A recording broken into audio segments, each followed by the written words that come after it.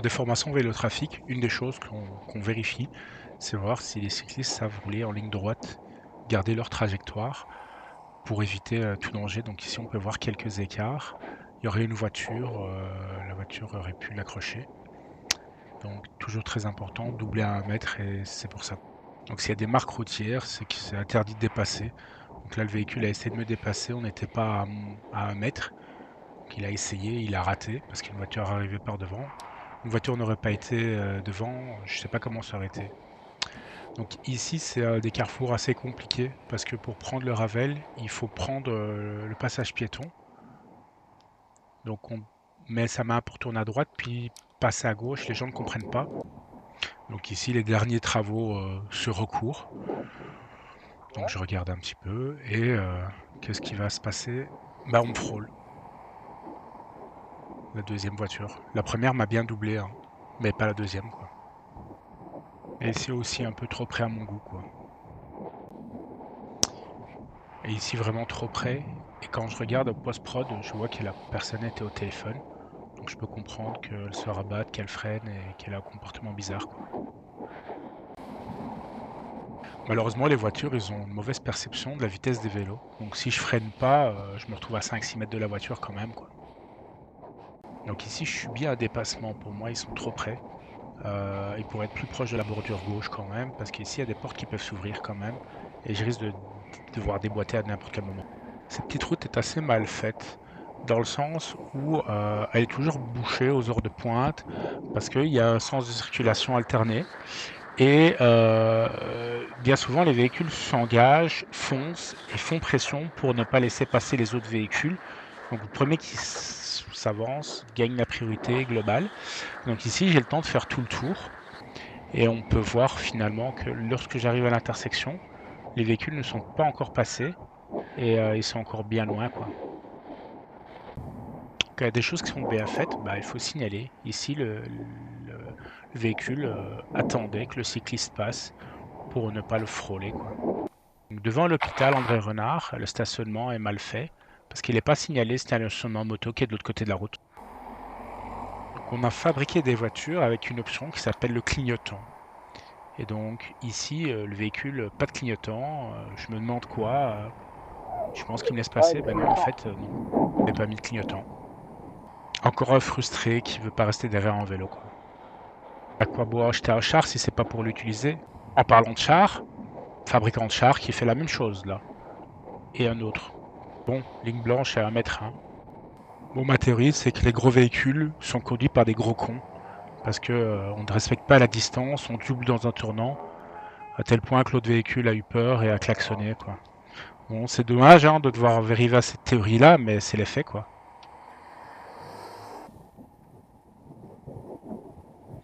Parlant de faits, bah voici des gros chars parqués à un endroit où c'est pas prévu pour. Bon, bah, si je tombe, tant pis pour, quoi. Et donc voici l'article 24 du code de la route. Je le répète, hein, il faut 1 mètre pour doubler en agglomération. Pas 70 cm ou 50 cm, 1 mètre. Et donc ici, on peut voir un cycliste qui roule sur le trottoir. Et me posant des questions, bah, je vais quand même l'aborder et lui expliquer les faits, quoi.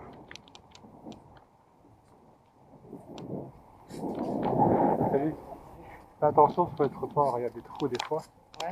Normalement, tu peux pas rouler. Si la police elle te voit, elle te met une amende. Ouais, je regarde. C'est pour laisser passer des autres voitures même. Ouais, mais t'as un véhicule là. Ah bah. T'as un véhicule comme n'importe quelle voiture, t'as un véhicule là. Donc là ici, tu vois, c'est toi qui as priorité. Faut pas rouler trop près. Normalement, tu roules à 1 mètre de la bordure, quoi. 25, c'est 25, hein. Les trottinettes connaissent pas les pentes, hein. Elles sont toujours à 25. Alors que là, j'ai difficilement 20. Petit ascenseur émotionnel. Donc là, la voiture me laisse passer, donc je la remercie. J'en profite. Donc ici, on est en hors agglomération, donc c'est 1 m 50 pour me doubler. Et on peut voir que le véhicule me double à moins d'1 mètre. Depuis lors, le marquage au sol a été refait pour remettre une ligne blanche à cet endroit. Dans certaines voiries, c'est à la courtoisie. Donc moi j'ai un espace pour me mettre sur le côté, donc je m'y mets. L'autre véhicule avait fait pareil. Et donc voilà. Alors, un chat qui en profite. Au réglo, c'est 1,50 m. Là, ici, je suis en aglo, c'est 1 mètre ici.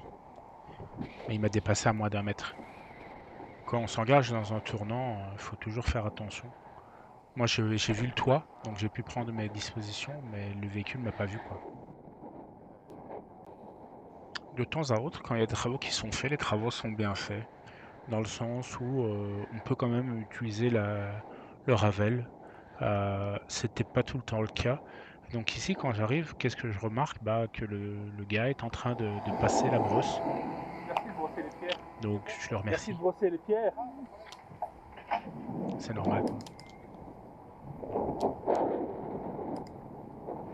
Nouvelle preuve de la théorie, grosse voiture, gros con au volant.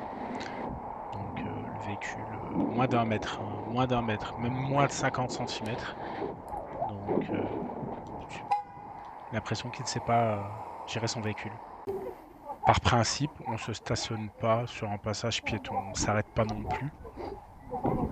Ici, j'ai fait exprès d'avancer pour faire peur à la passagère, parce qu'elle ne doit pas le faire. Il ne faut pas le faire. Bien souvent, le code de la route, c'est aussi une question de courtoisie. Et donc là, malheureusement, j'attends. Il n'y a aucun des véhicules qui entend me laisser passer jusqu'au moment où, tadam, il y a des piétons qui s'avancent et qui s'imposent. Donc j'en profite, je m'avance. Et bah, tout le monde en profite pour se remettre sur la chaussée, quoi. Et dans la foulée, je vais avoir tous les frustrés qui ont vu que j'étais passé, qui vont me doubler en ne respectant pas la distance. Et ils vont pas hésiter à vraiment rouler, quoi. Donc ça fait déjà un petit moment que je fais des vidéos avec les distances de dépassement. Donc comment est-ce que je fais pour voir les distances? En fait, quand un véhicule apparaît sur l'eurodatage, c'est qu'il est trop près. Parce qu'avec l'angle de vue, vous le voyez pas, mais il est trop près en fait.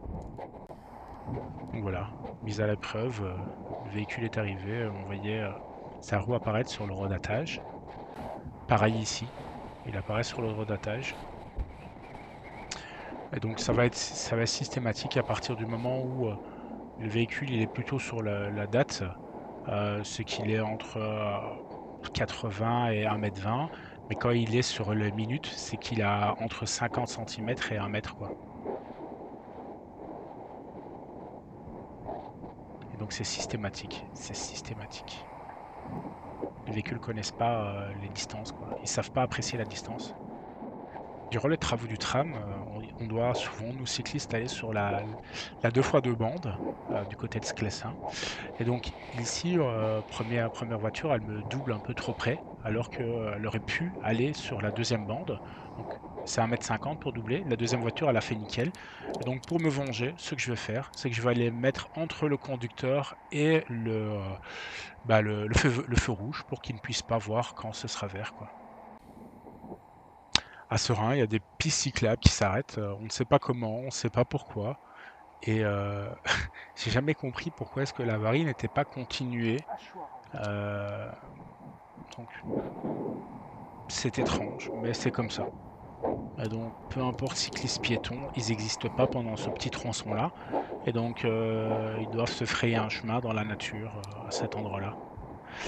Par contre, pour retourner sur le Ravel, enfin piste cyclable plutôt, parce que c'est une piste cyclable obligatoire, donc dès que c'est dans un rond, c'est que c'est obligatoire. Donc ici, les vélos doivent y aller, ils n'ont pas le choix.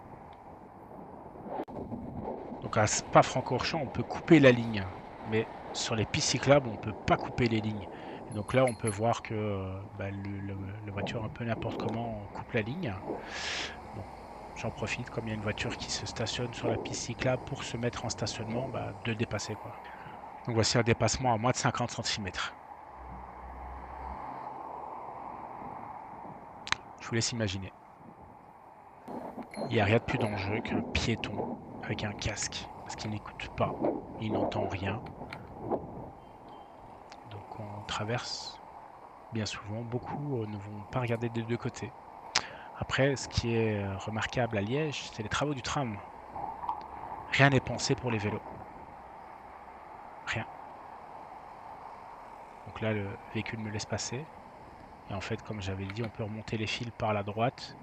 Mais on peut, pour doubler, on doit aller par la gauche. Donc Donc là, il y a des jours j'ai envie de mettre un bâton de mousse avec un clou au bout.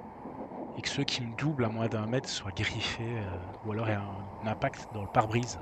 Ils devront l'expliquer à l'assurance, ce serait super fun d'expliquer, j'ai doublé un cycliste, j'ai essayé de le mettre en danger, et au final, il y avait un clou qui était sur une paille en mousse.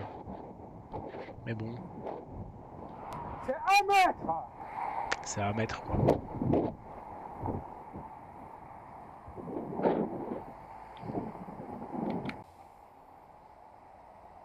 Allez, je finis ma petite vidéo par petite vidéo Liège.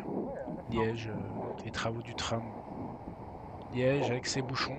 Les bouchons, on n'avait pas attendu les travaux du tram, hein, ils étaient déjà là avant.